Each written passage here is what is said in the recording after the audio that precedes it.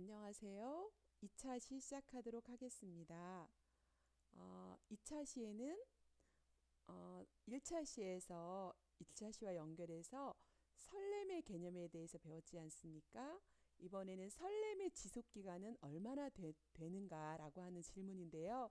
여러분은 누군가하고 관계 속에서 설렘을 느꼈을 때 그 지속 기간이 얼마나 가셨나요? 1년이요? 2년이요? 3년이요? 또는 6개월이라고요? 자, 한번 떠올려 보시면서 한번 같이 생각해 보도록 하겠습니다. 자, 우리가 누군가하고 두근거리는 설렘이 있었을 때 사람마다 지속되는 시간이 다른데요. 흔히 사랑을 우리는 터널에 비유합니다. 사랑에 빠졌을 때 우리 머릿속에서는 온통 그 사람 생각뿐이고 늘 그 사람만 어, 떠올리게 됩니다. 그런데 계속 그런 것이 아니죠. 언젠가는 그 감정에서도 긴 터널에서 빠져나오듯이 빠져나오게 됩니다. 이러한 터널의 원리에서 일어나는 증상을 우리는 뭐라고 이야기하냐면 터널 시야 효과라고 이야기합니다. 다시 말해서 이것은 어떠한 곳에 집중할수록 주변의 다른 것들이 시야에서 사라지는 현상을 의미합니다. 이 말은 원래 터널 안에서 터널 출구를 바라볼 때처럼 시야가 제한되어 있는 시야 협착층을 가리키지만 심리학적으로는 집중하는 대상 외의 것들을 인지하는 능력이 현저히 떨어지는 것을 의미한다라고 할 수 있습니다. 이처럼 설렘도 설렘의 터널에서 나오면 그때서야 제정신을 차리고 이제 제대로 보이게 됩니다. 어떤 사람은 이 기간이 상당히 긴 사람도 있고 짧은 사람도 있는데요. 미국 뉴저지주 럿거즈 뉴저지 주립대학교에서 근무하는 인류학 교수인 헬렌 피셔 교수께서 이렇게 이 것에 흥미를 가지고 15년 동안 62개국 여성들을 대상으로 참 재미있는 연구를 했습니다. 그 결과 얼마 동안 이 설렘이 지속된다고 했냐면요. 여성의 사랑은 4년이면 식어버린답니다. 아무리 길어도 4년이면. 이러한 결론을 통해서 여성들은 정이 들 때쯤이면 이별 준비를 한다라고 이야기를 하고 있습니다. 그래서 많은 과학자는 설렘은 호르몬에 의한 것이다 라고 이렇게 이야기도 합니다. 그렇다면 미국 코넬 대학교의 연구를 통해서 볼 때 사랑하는 사람을 만나게 되는 순간에 끌림과 떨림과 설렘의 신체 반응 등이 한꺼번에 동반된다고 하는데요. 누구나 사랑에 빠지면 뇌 속에 도파민과 옥시토닌, 페니레시라민 등의 화학 물질의 분비로 인해서 심장의 떨림과 설렘 등과 같은 증세가 나타나는 거다. 이렇게 이야기를 하고 있습니다. 즉 뇌 과학자들은 인간의 사랑에 대한 분석을 통해서 첫눈에 반하는 데는 10만 분의 15초가 걸리고 대화로 상대방의 매력을 파악하는 시간은 9분에서 40분 정도 걸리지만 격정적 사랑의 지속 시간은 900일 정도 걸린다라고 이렇게 이야기를 하고 있습니다.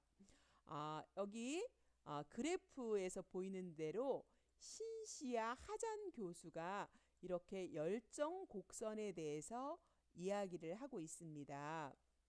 이 열정 곡선 그래프에 나타난 여러분 사랑의 유효 기간은 1년이 지나면 열정의 50% 수준으로 감소한다. 그래서 연인 간에서도 위험한 고비가 이별의 고비가 보통 1년 정도다라고 이야기를 하고 있습니다.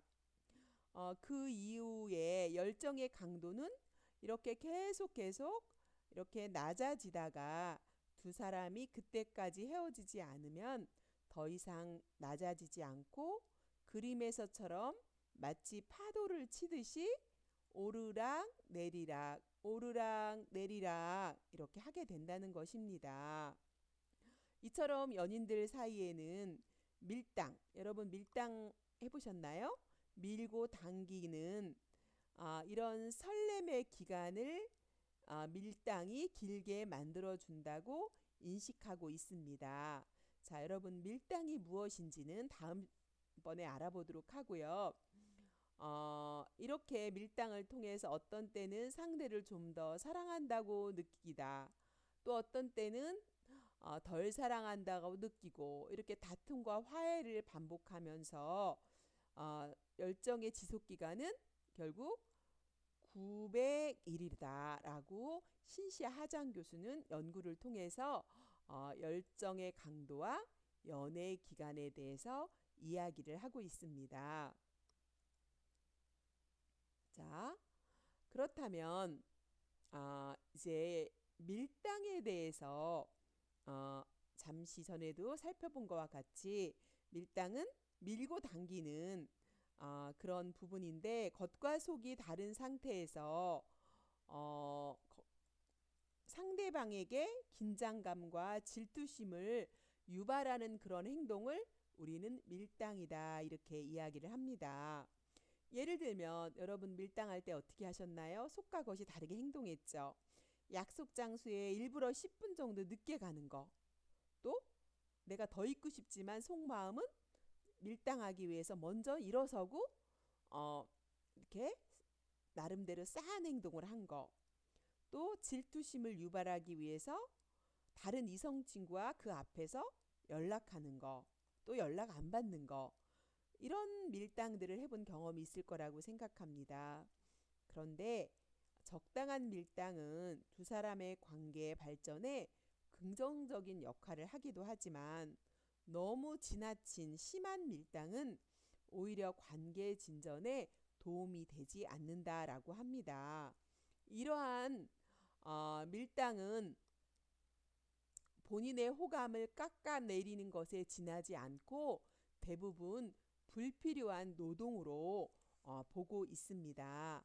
그래서 결국은 서로 상호작용을 통해서 친밀한 대화를 하는 것, 그것이 중요하고 갑자기 상대방이 냉소적인 반응을 보이면 좋았던 감정이 식을 수도 있기 때문에 지나친 밀당은 서로의 관계를 악화시킨다라고 할 수가 있습니다. 우리가 바쁜 일상으로 이런 설레는 감정을 느껴본 지 오래라면 사실 가슴 터질 것 같은 설렘을 만들어 보는 것이 참 중요한데요. 여러분은 어떠신지 모르겠습니다만 저는 10대 때 느꼈던 이런 설렘의 감정이 되게 행복했던 추억인 것 같아요.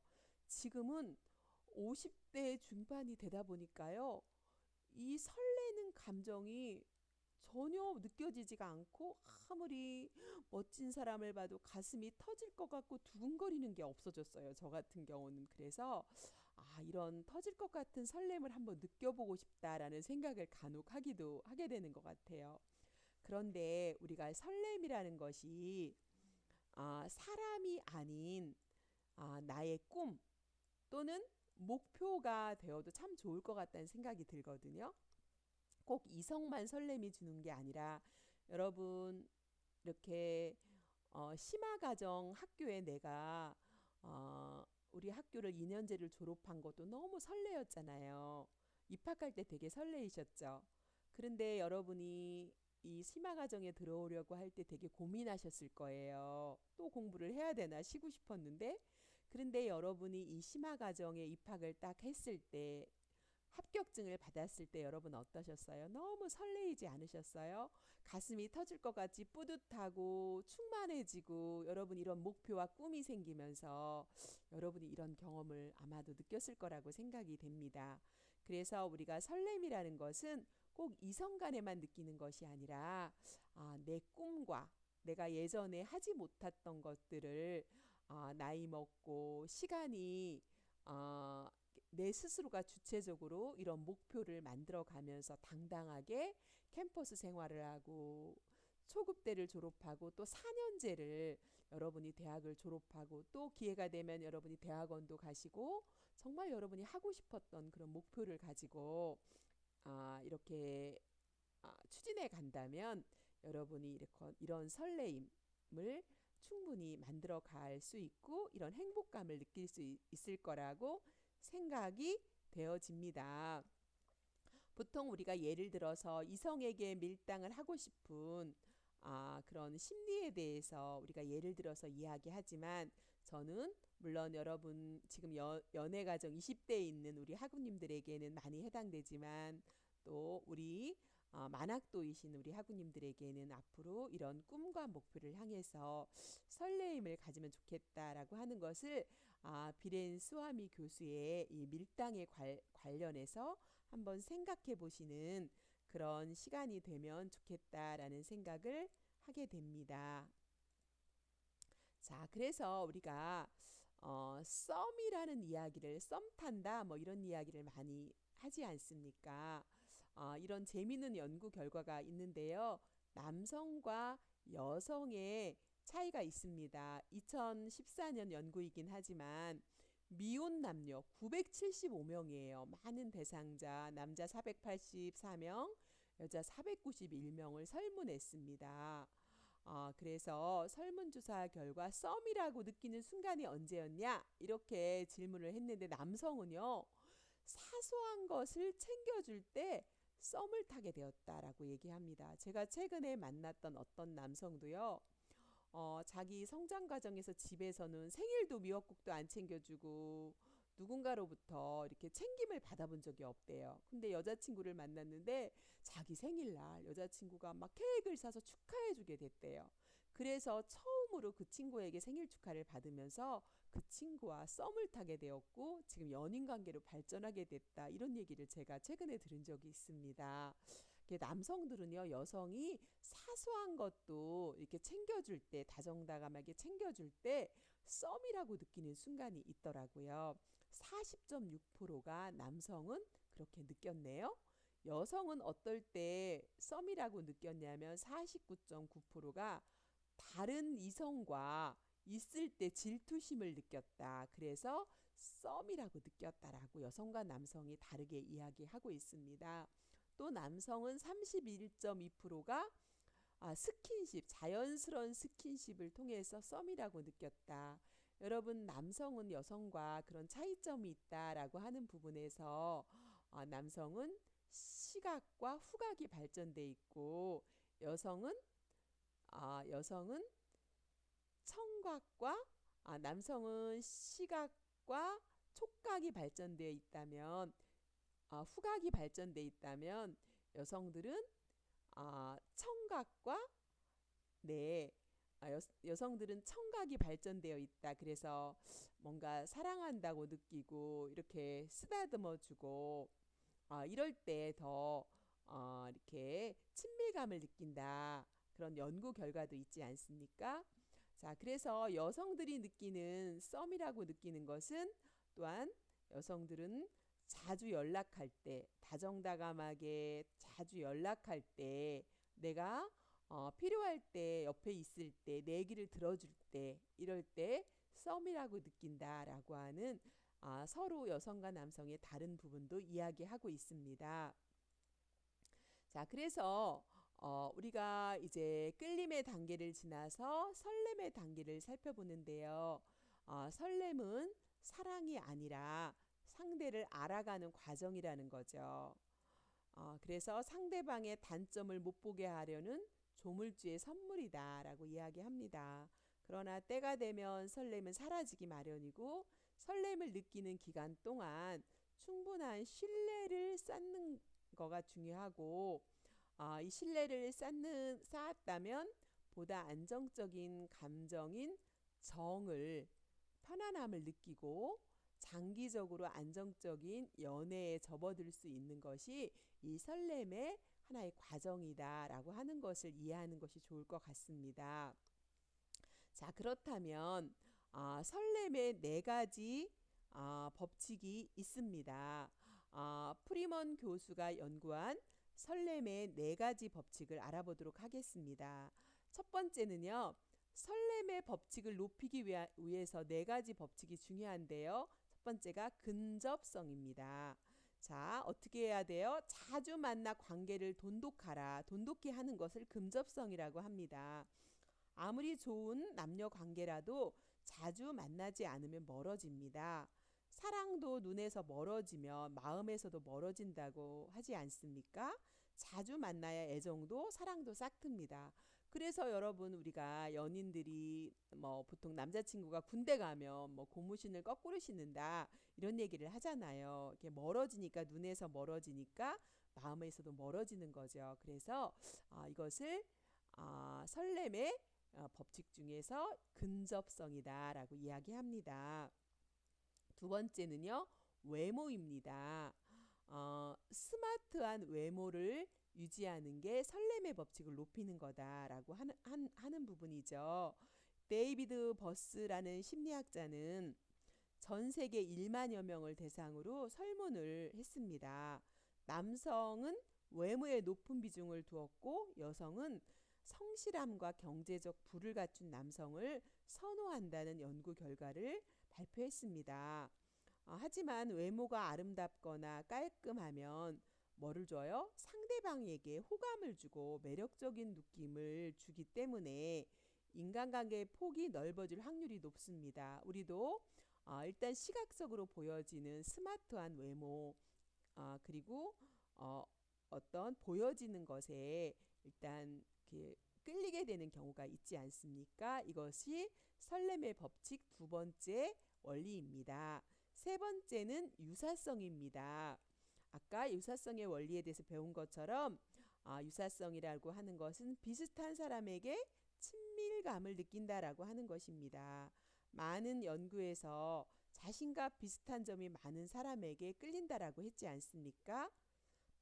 그런데 이러한 유사성은 자신과 비슷한 경험들을 했을 것이라는 부분이 많이 작용했기 때문입니다. 네 번째가 상호성입니다. 자신을 좋아한다고 믿게 만들어라 라고 합니다. 상대방이 자신을 좋아한다는 거짓 정보를 듣고도 그 사람을 만나게 되면 그 사람에 대해서 매우 호의적인 태도를 갖게 되는 것입니다. 다시 말해서 상대방이 자신을 좋아한다고 믿으면 얼마 지나지 않아서 마치 그렇게 될 것이라고 믿고 있기 때문에 그 사람이 더욱 좋아지고 자존감도 향상되고 그래서 서로 좋은 관계를 갖게 됩니다. 그래서 여러분 우리가 서로 칭찬하고 좋은 관계를 갖기 위해서는 그 사람에 대해서 호감을 갖는 것이 참 중요하다라고 할 수 있습니다. 이것이 설렘의 법칙 네 가지이다라고 하는 것입니다. 자, 우리가 누군가하고 대인 관계를 이렇게 잘 갖기 위해서는 끌림과 또 설렘의 법칙을 잘 세부적인 것을 통해서 내가 어떤 부분을 더 강화시켜야 되는지 우리가 알아보는 그런 시간을 가졌습니다. 그렇다면 여러분 활동하기를 통해서 여러분 토론 시간에 나의 것을 한번 적어보시기 바랍니다. 지금 설렘의 네 가지 법칙인 근접성, 내가 근접성을 갖고 있는 사람, 또 나는 외모에 대해서, 유사성에 대해서, 상호성에 대해서 나는 어떠한 부분을 갖고 있는지 한번 여러분 것을 적어보시고 살펴보는 그런 시간을 가지면 좋을 것 같습니다. 자, 2차 시는 여기까지 하도록 하겠습니다. 수고 많으셨습니다.